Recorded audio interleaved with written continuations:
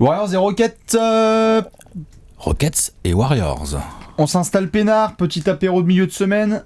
Houston d'un côté, Golden State de l'autre. Tout à fait. Ça a joué hier soir. On a eu nos 4 matchs de régulière. On en a eu 4 en effet. Nous avons eu nos confrontations depuis l'année dernière et la finale de conférence entre Rockets et Warriors. Dès que la saison a démarré, on a dit ok, est-ce qu'on peut réattendre ces équipes-là dans le dernier carré fin mai ? C'est un bon moment, un bon timing pour faire un point un petit peu sur 2 équipes qu'on peut considérer clairement comme 2 des meilleurs de toute la NBA cette saison et qu'on attendra quand même en play-off cette année évidemment. Et on a eu un match hier soir, le 4e. Donc on avait eu le premier de la saison, si je dis pas de bêtises, c'est un déboîtage en règle. À Houston. Genre Steph n'est pas là. 20 points d'écart. Oui, Steph n'est pas là, ouais, tout à fait. Déboîtage en règle. Déboîtage en règle. Grosse def. Un peu de galère offensive du côté de Golden State. Après, on est allé 2 fois à l'Oracle Arena. 2 matchs assez épiques pour ceux qui s'en souviennent début janvier. Le fameux game winner de James Harden. Incroyable game winner. Incroyable la performance. Au milieu de la série incroyable de James Harden. Tout à fait. On est en début d'année 2019 et ça c'est prolongation et tout. Ensuite, on a eu le 3, donc 2, on est à 2-0 Houston à ce moment-là. Tout à fait. Je rajoute juste une petite note. À ce moment-là, DeMarcus Cousins n'a toujours pas joué. Non. Et ensuite, on a eu effectivement le match 3 et le match 4 avec DeMarcus Cousins côté Warriors. On va revenir sur lui après. Bien sûr. Ce qui est intéressant, le 3e match, donc, qui était à Golden State également, les Rockets se pointent sans James Harden. Et là, il y a Chris Paul qui envoie 17 passes d'ess avec 23 points. Mon salaire ? Hein ? Mon salaire ? Chut. Non. Ah bah, ce soir-là, il était en mode mon salaire chute. Ouais. Ah, le match qu'il fait à Golden State, il est d'une violence. Non, il est très beau, c'est un gros match, mais ce soir-là, en tout cas, il a fermé des bouches. Ouais, il a peut-être. Dans les nôtres. Bon, quand même. Ouais, enfin, il est toujours surpayé. Ce soir-là, il valait clairement un salaire de gros joueur. Il faut beaucoup de matchs comme ça pour justifier son salaire. Ce soir-là. C'est un autre sujet. En tout cas, ce soir-là, ce qui était intéressant, donc sans Harden, les Rockets se pointent et battent de manière assez sérieuse, enfin je veux dire de manière assez sans discussion, battent des Warriors au complet, c'est-à-dire qu'il y avait Curry, Clay, KD, Green et DeMarcus, le 5 majeur ce soir-là. Donc quand même, c'est pas rien. Bien sûr. Et enfin, 4e match, donc la nuit dernière, soir, tout à fait. les Warriors en déplacement à Houston en forme et pour le coup au complet. Avec du Chris Paul, machin et tout. 9 victoires d'affilée, en feu au complet. Les Warriors se pointent sans KD. Chef Curry, il fait non, mais c'est un match sérieux, c'est un statement game. C'est ça surtout qui est important en effet, c'est que, comme tu le dis là, c'est l'annonce est là de la part des Warriors, qui viennent en plus de se faire, félicitations Alex, déboîter par les Suns à domicile. Quand j'ai déboîté, certes, c'est serré au finish, mais tu te fais taper par les Suns, lol. Ouais, ils ont déboîté. On peut commencer par ça, notamment. C'est le premier d'une longue série, je pense. C'est le fait que, avant d'aller en détail sur le match d'hier soir, les 2 équipes étaient dans des formes très différentes. Tu viens d'en parler. Houston, ça allait très bien. Il y a l'effectif au complet, des victoires impressionnantes à Boston. On l'avait vécu en direct, notamment au Flow. Tout le monde. Raptors, baba. Non, monstrueux. Et chose intéressante, toujours dans ce même match, c'est que pour le coup, là, le match, il est serré. Je veux dire, ça se joue à 2 points la nuit dernière, si je dis pas de bêtises. Oui, ça se joue sur la dernière possession, mais bon, après dans le fil du match, c'est clairement un match qui est bien contrôlé par les Warriors. Il est contrôlé, il y a un comeback de fin de match. Ils peuvent tellement le perdre. Oui. C'est possible. Ça reste. C'est peut-être. Je veux dire. Ça aurait été un hold-up, en tout cas. Ça aurait été un hold-up parce que c'est vraiment un match contrôlé par Golden State. Contrôlé par Golden State, mais serré. C'est pas un blowout du tout. Oh, non, bien sûr, mais je veux dire, c'est. Mais oui, contrôlé, oui, bien sûr. Contrôlé. Ils ont fait le match qu'il fallait. Ils ont vachement. Ils ont les mains sur le volant dès la première minute. Ils ont bien défendu sur Harden. Ils ont. Par rapport au match d'avant où DeMarcus Cousins s'était fait exposer, là DeMarcus, tu vois quand même tout ce qu'il peut apporter. Genre là, le match de la nuit dernière de DeMarcus, il est sale. C'est impressionnant. Faut reconnaître. Tout à fait. Il leur a fait la totale. Il y a combien 7 passes, il a 27 points, 8 rebonds et 7 passes. Tu vois, il est parfait en tant que playmaker et scoreur. Il a mis Capella dans la poche arrière. Et il est en mission lui parce que ça faisait quelques jours. Il y avait déjà eu des histoires avec Jokic et avec Nurkic, je crois. Enfin, je veux dire, il est pas content DeMarcus. Et quand il est comme ça, même si tu n'as pas KD, donc ils ont intégré Iguodala dans le 5, mais du coup t'as quand même cette paire d'arrière Curry Thompson qui est quand même ultra chiante à jouer, et en plus du coup le Green Cousins Bien sûr. Quand Cousins c'est comme ça, c'est un enfer. Non, bien sûr. Bah, de toute façon, c'est chiant. À défendre, déjà, c'est chiant. C'est hyper chiant. Et on a vu, pour ceux qui ont vu cette rencontre, on a vu à peu près tout le... Déjà, le niveau de confiance des Warriors qu'ils ont s'il devait y avoir une série, c'est qu'ils ont... Je crois, c'est Vincent Goodwill, je crois, de Sports Illustrated notamment, qui en parlait récemment, qui disait qu'apparemment, en tout cas, c'est ce qui se dit un petit peu dans les coulisses des Warriors, la peur de jouer les Rockets n'est pas trop là. C'est plus de jouer par exemple le Thunder, tu vois, apparemment qui serait plus relou, on dit comme ça. En tout cas, il y a une sorte d'espèce de confiance naturelle des Warriors, et ils l'ont montré hier soir en se ramenant à Houston, qui fait que même sans KD... Il explique pourquoi ou pas ? Parce qu'il a des arguments, parce je veux qu'il dire. Vraiment, ils ont dit parce que c'est ultra physique, qu'il y a 2 superstars et que ça joue plutôt bien des 2 côtés du terrain. Il n'y a qu'une seule superstar. Comment ? Aux Rockets, il n'y a qu'une seule superstar. Aux Rockets, il n'y a qu'une superstar, et on a souvent parlé du fait que parfois, même si on aime bien le mouvement de balle de Houston, hier soir, parfois ils sont retombés un petit peu dans leur principe en isolation. Et que ça, ils adorent ça, Golden State, parce que tu peux du coup les stopper. Tu en parlais là, la défense de Golden State hier. On n'arrêtait pas de les tacler sur le fait que c'est une équipe qui était podium de défense toutes leurs années championnes. Là, ils sont quoi, 14e cette saison ? Ouais, ils sont average, quoi. Ouais. Là, ils ont envoyé un message. Ouais, ils ont dit on est capable. Quand on se motive un petit peu, je suis d'accord. On est encore un verrou très important. Ouais. Et même le banc a contribué. Looney. Et on peut pas dire qu'on ait eu un excellent Stephen Curry pour le coup. C'est ça. Il a fait son match, mais il est pas non plus. T'as un gros Steph dans le premier quart-temps, mais t'as pas KD, Steph qui est moyen, et t'as un gros Clay, un gros DeMarcus, putain. Et Draymond aussi. Draymond il était bon. Hein. Draymond, je pense qu'aussi, parce que ça on peut en parler, évidemment, il y a eu des histoires avec Steve Kerr, tu sais, qui apparemment disait I'm so fucking tired of Draymond shit.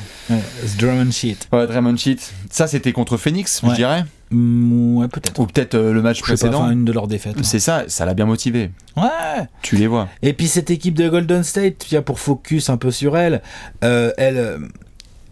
elle a aussi besoin de ce genre de choses. C'est-à-dire que... Ils se font chier. C'est bête ce que je vais dire, mais... Je sais même pas si c'est bien pour Houston d'avoir battu 3-1 Golden State sur la régulière, quoi. Ah, ils sont reverse psychologie, les Warriors. Hein.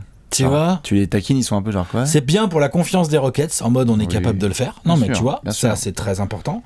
Par contre, pour la motivation des Warriors, attention. Ah, là, tu tapes vraiment dans le Grizzly. Hein. Et je pense que c'est aussi pour ça que peut-être ton gars Goodwill, là, qui disait que les Warriors étaient peut-être un peu plus inquiets d'une série face au Thunder, c'est peut-être pour ça, parce que le Thunder, je dis pas que les Rockets savent pas jouer méchant et dur, hein. Mais le Thunder, il y a un côté nasty, un Thunder vénère nasty, bien sûr. Avec un Paul George, parce que Paul George a un petit coup de mou là après le post-All-Star Game avec sa blessure et tout. Mais par contre, il y a l'autre bestiau, il est en train de monter en puissance. Et c'est vrai que si t'es les Warriors, tu te dis attends, genre qu'est-ce qu'on préfère vraiment, qui est-ce qu'on a vraiment envie d'éviter ? C'est ça. Tu peux te poser la question. Après, moi je trouve quand même que même dans un contexte de play-off, c'est vrai qu'il y a la dimension physique, athlétique, hustle, énergie du Thunder qui peut saouler les Warriors parce qu'en plus ils ont des bons athlètes, mais je veux dire Russell Westbrook, Steven Adams, rien que cette paire-là, oui, puis Jeremy Grant, chiant. Terrence Ferguson, Paul George, la dimension athlétique qu'ils ont, elle est trop chiante. Par contre, le jeu n'est juste pas du tout le même. Enfin, l'attaque de Houston par rapport à l'attaque de OKC, bien sûr. Et puis la défense de Houston peut être forte. Hein. Oui, mais peut être bonne. Mais tout à fait. Mais la défense d'OKC est clairement à un niveau quand elle veut que Houston rêverait d'avoir. Bien sûr. Ils ont des armes. Donc effectivement, je peux comprendre. Maintenant, voilà, les Warriors, on est déjà en train de se projeter dans les playoffs. Ce qui est intéressant de voir, c'est que c'est pas une saison immense des Warriors, clairement pas. Non, ils sont premiers à l'Ouest, mais entrés en dépied, quoi. Alors, c'est ça le truc, c'est que c'est pas une saison immense, mais ils sont premiers.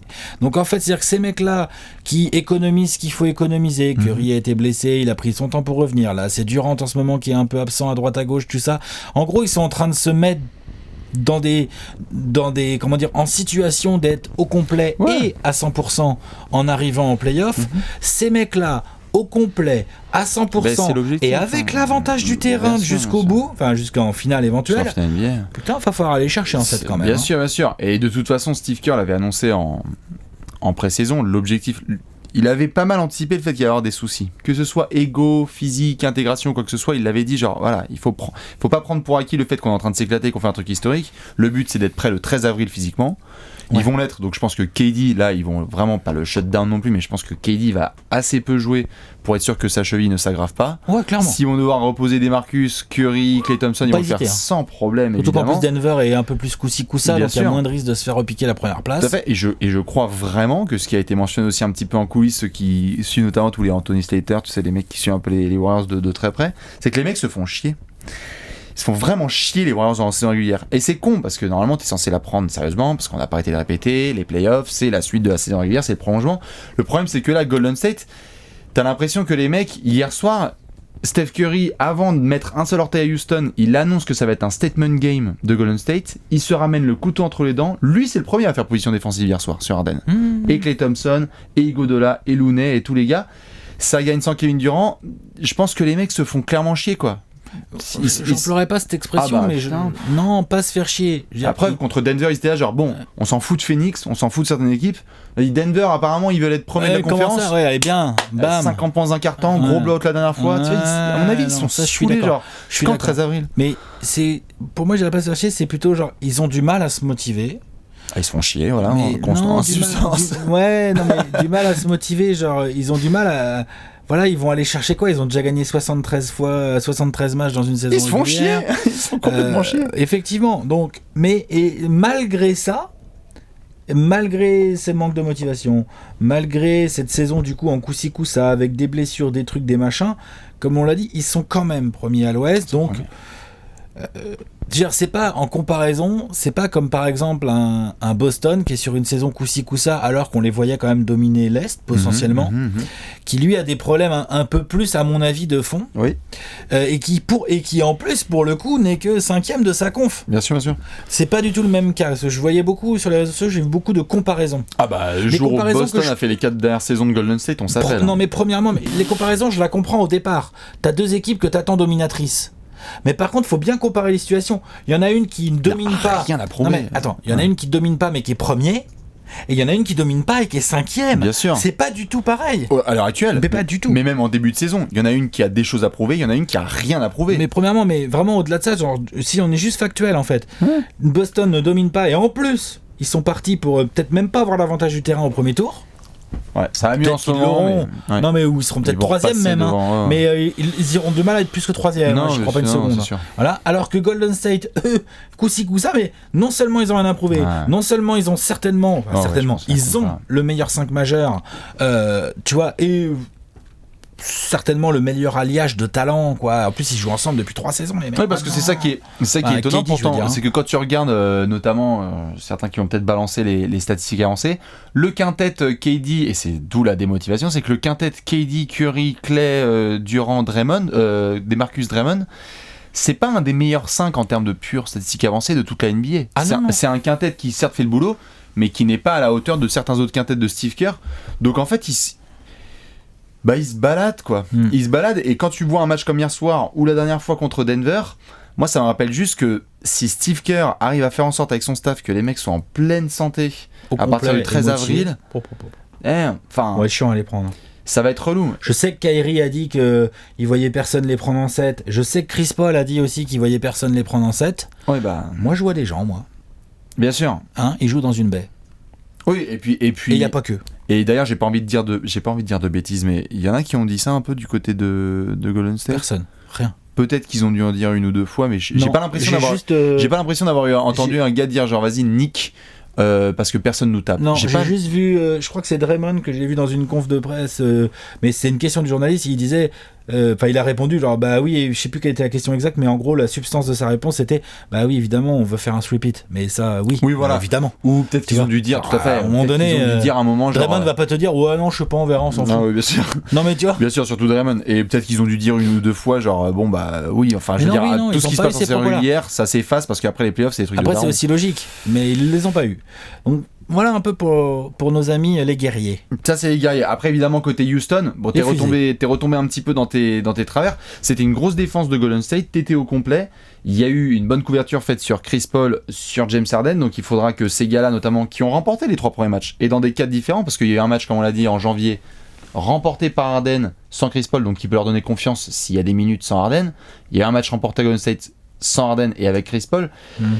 Là, après, la vraie différence qui est notée et qui était assez bien mise en avant par, je crois que c'était Mike Breen et Doris Burke qui étaient au commentaire hier, c'est que tu vois là clairement l'espèce de jeu d'échecs qui a été fait au fil des saisons, et Houston est clairement plus petit que Golden State en termes de taille, en termes de joueurs, et ça se voyait notamment hier soir où il y avait vraiment quelques duels à la con quand il y a deux grandes équipes comme ça où ça se joue sur des tailles, et Golden State a l'air plus grand. Eric Gordon pareil, il disait on a perdu en taille sans Kevin Durant et sans KD.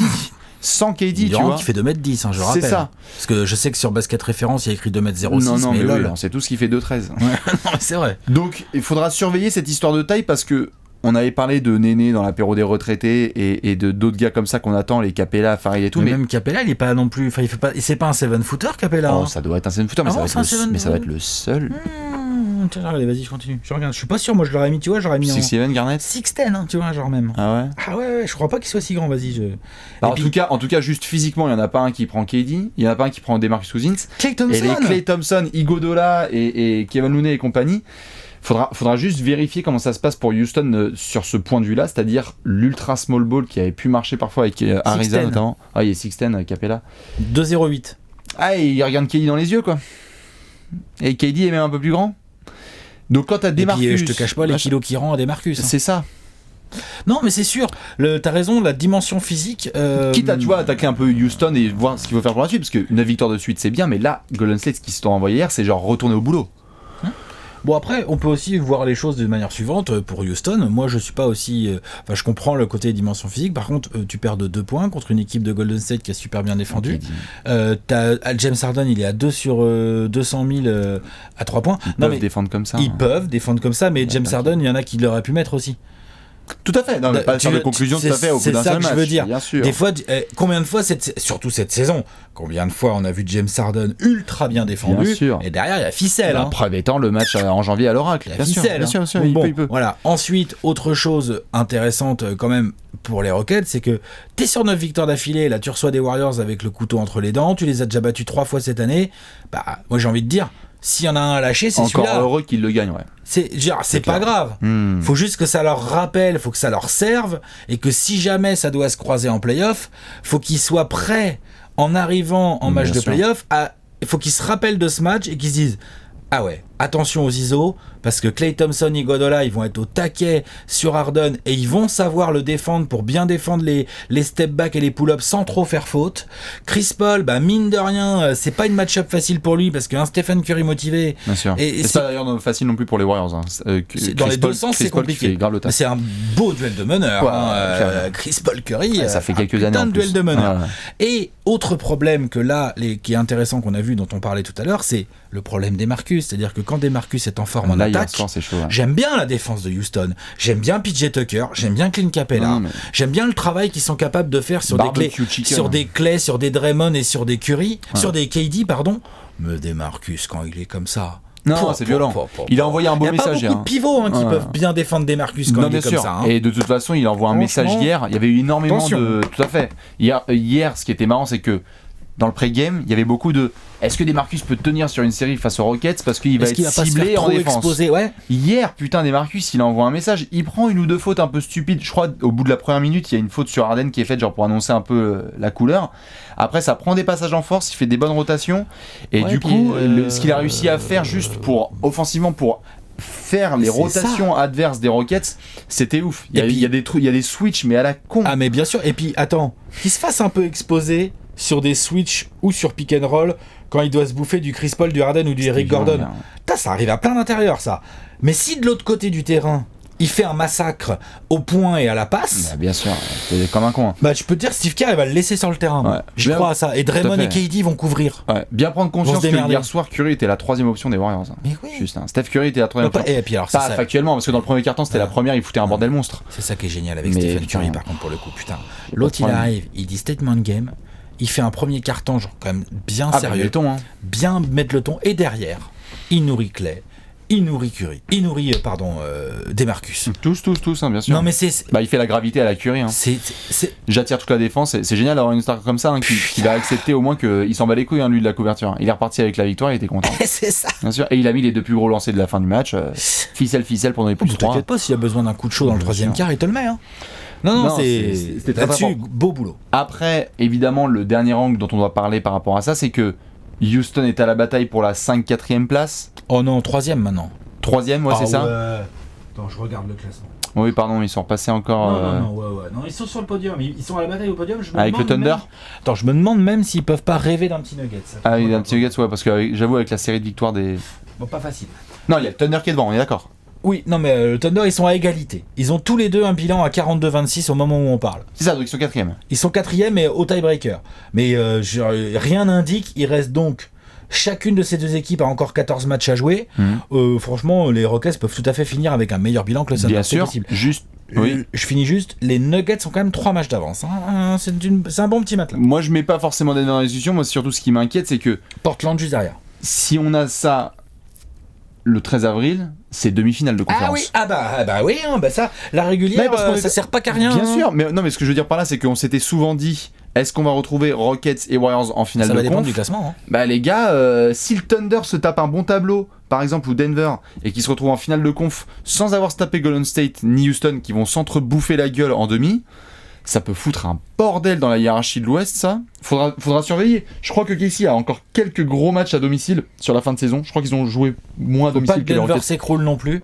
Oh, ils vont tenir Denver quand même. Qui a juste le plus de matchs à domicile entre Thunder et Rockets? Je crois que le Thunder en a encore quelques-uns à jouer à domicile. Thunder 32, ils en ont encore 9 et les Rockets encore 7. Ok, bon. Mais c'est des cons, hein, mais c'est sur ce genre de détails en fait.